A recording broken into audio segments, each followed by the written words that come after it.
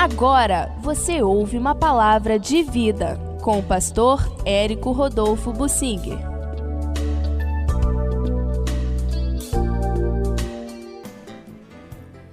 A luta política pelo poder causa estragos. A Bíblia é muito realista, não esconde os pontos negativos. A Bíblia não cria super-heróis para que sejam engrandecidos. A Bíblia é muito realista. Sobre todos os servos de Deus, a Bíblia mostra seus pontos fracos, seus pecados, suas falhas, e isto para realçar a graça de Deus. Se Davi foi o que foi a graça de Deus com ele. A mesma coisa o José no Egito, o Abraão, o Moisés, os profetas de modo geral, incluindo o profeta Elias, todos tiveram seus pontos fracos e realçados pela Bíblia, para que nós não adoremos essas pessoas, também não nos enganemos a respeito delas. Eram homens sujeitos às mesmas fraquezas que nós, como o livro de Tiago, no capítulo 5, fala sobre o profeta Elias, mas eles oraram, eles obedeceram a Deus, eles se consertaram de seus pecados e puderam ser úteis a Deus, e Deus os usou. Da mesma maneira, o capítulo 11 de Hebreus nos diz que Deus tem reservado para nós o privilégio de participarmos deste conjunto de pessoas que fazem mudar o ambiente para a glória de Deus, para o reino de Deus.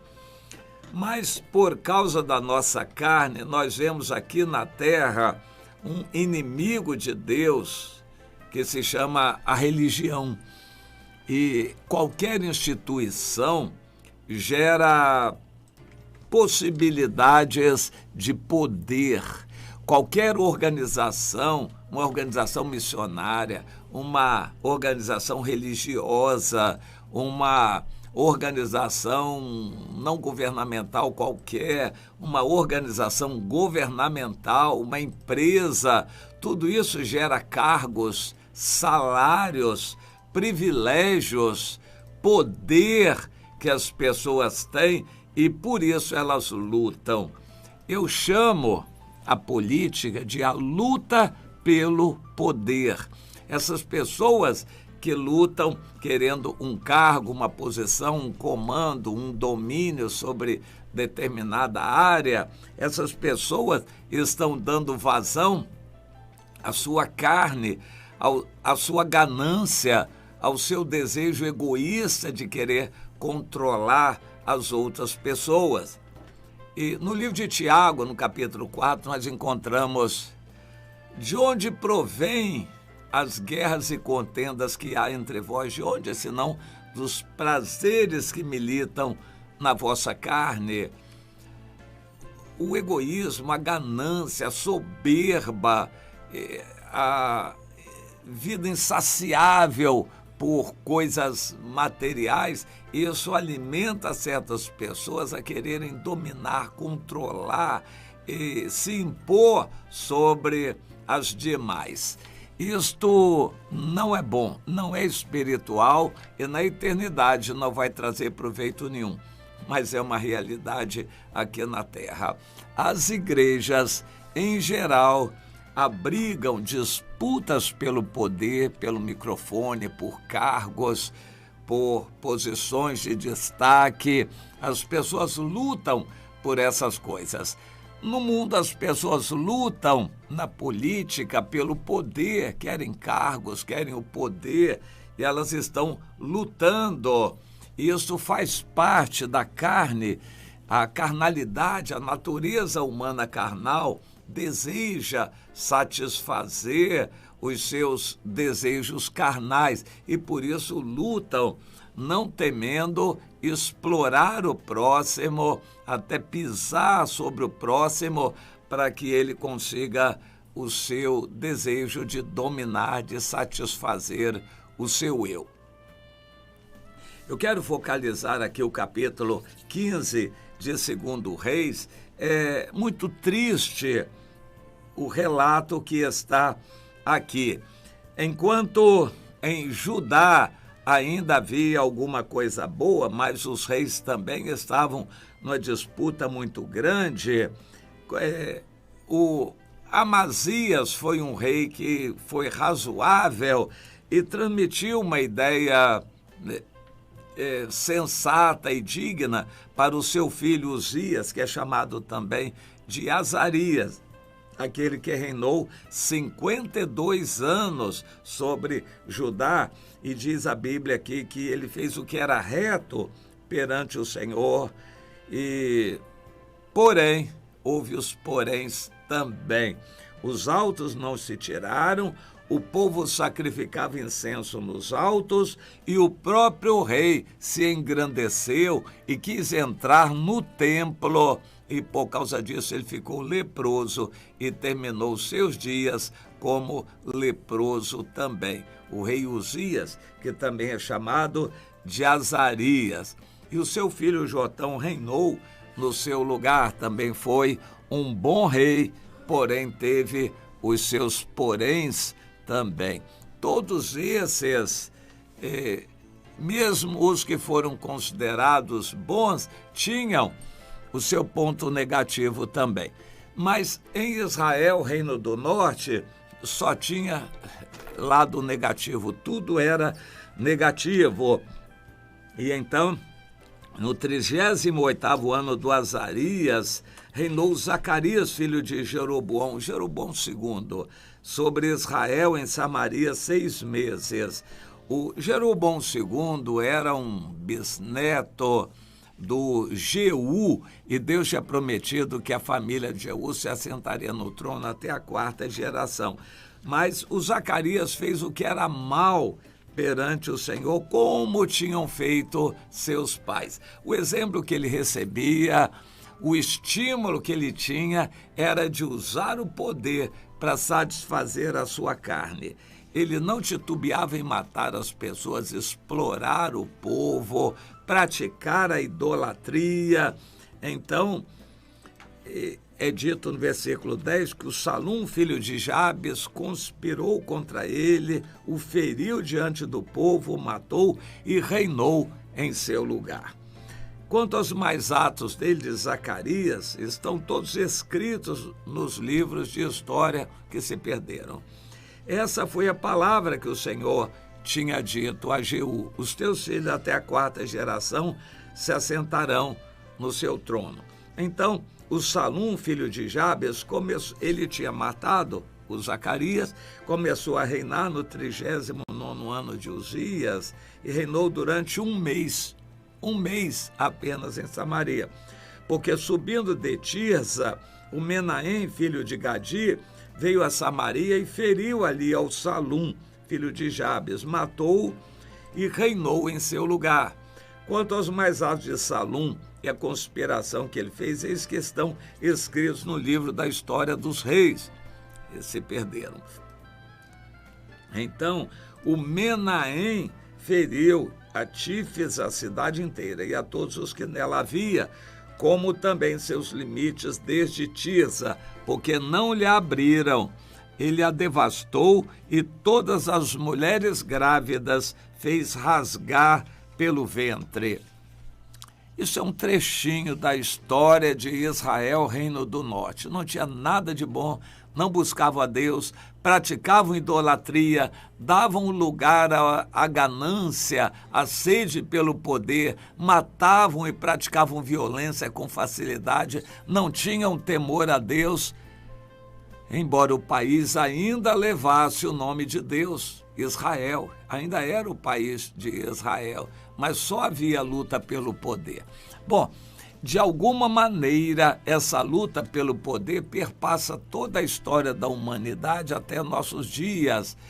A instituição de partidos políticos que lutam pelo poder no país, nos estados, nos municípios, isso é bem conhecido e eles não escondem. Um quer denegrir a imagem do outro, falar mal, levar à justiça ao outro, porque ele quer ficar no lugar do outro para fazer a mesma coisa. E isto é a briga política que nós vemos normalmente uns contra os outros, e o país sofre tudo isso e dizem que isso é bom, que se chama democracia.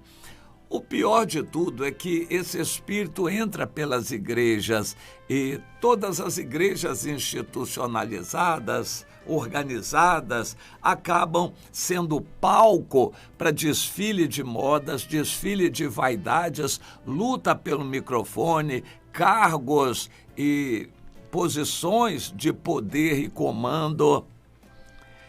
Em todas as eras, essa prostituta chamada instituição religiosa sempre se opôs a Deus. O que Deus quer é um espírito limpo, a gente como cidadão, em todo lugar, praticando o bem, voltando o nosso coração para o Senhor. O que Deus quer não é religião. A religião organizada acaba sendo dona de patrimônio e de programas e de locais, templos, de cargos e salários, e isso acaba inevitavelmente em disputas e denegrindo totalmente o nome de Deus. Como aconteceu em Israel e depois em Judá também, e Deus teve que rejeitar aquelas duas famílias, Israel, Reino do Norte, e depois Judá no Sul. Deus teve que rejeitá-los e acabou aquela aliança. Da mesma forma, em nossos dias, Deus avisa: está para acabar a era da graça, toda instituição religiosa que se prostituiu. E é muita igreja que leva o nome de cristianismo. É uma casca religiosa onde se abrigam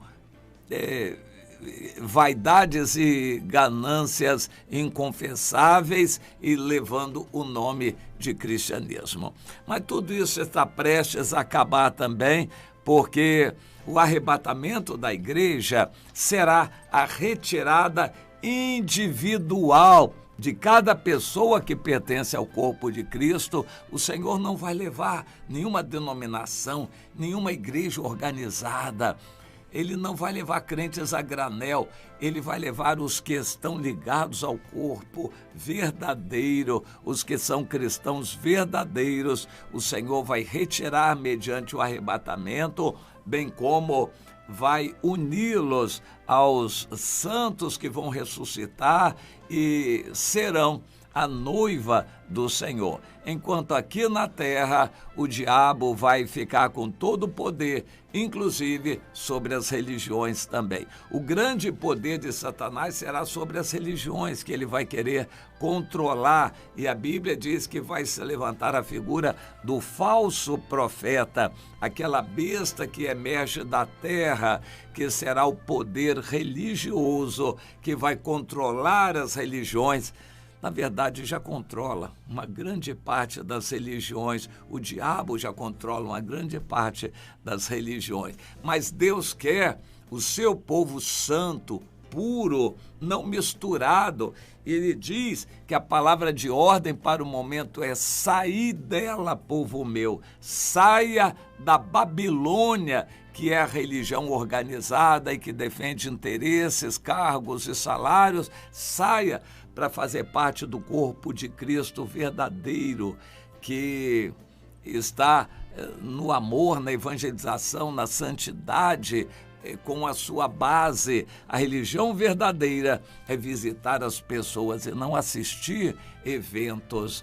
É você praticar o amor, cuidar de pessoas, evangelizar e a si mesmo guardar-se incontaminado dos princípios do mundo. Tiago 1:27. Que você entenda isto e venha fazer parte da noiva de Cristo, da família de Deus, que não se mistura, não se macula com os interesses humanos, mas que também não é enganada por essas coisas, por essa briga pelo poder, vontade de aparecer, vontade de viralizar na internet para expor as vaidades pessoais. A noiva de Cristo é o povo dele, em amor, praticando o que ele mandou, amando as pessoas, cuidando de vidas, evangelizando, santificando. Isto é a noiva de Cristo que breve vai ser retirada da terra para o arrebatamento, para estar com o Senhor para sempre. E este é o evento que aguardamos e vai ser muito próximo, vai acontecer muito em breve, mas para isso precisamos nos preparar. Meu irmão, não se confunda com a Babilônia, não se deixe levar pela estrutura religiosa e os interesses religiosos. Santifique a sua vida, seja puro, ore em todo lugar, não só dentro da igreja, ore em todo lugar, levantando mãos santas, sem ira, nem animosidade. É o que o Senhor diz em 1 Timóteo, no capítulo 2, eu quero que os varões em todo lugar estejam orando e levando o evangelho em todo lugar, não só nos templos. Entenda isto e esteja você também entre os tais. Você pode dizer também, sou um dos tais, você está entre esses que vão ser arrebatados, porque estão puros e são a noiva do Senhor. Você tem isso claro na sua mente? Comece a buscar essa confirmação de Deus na sua vida.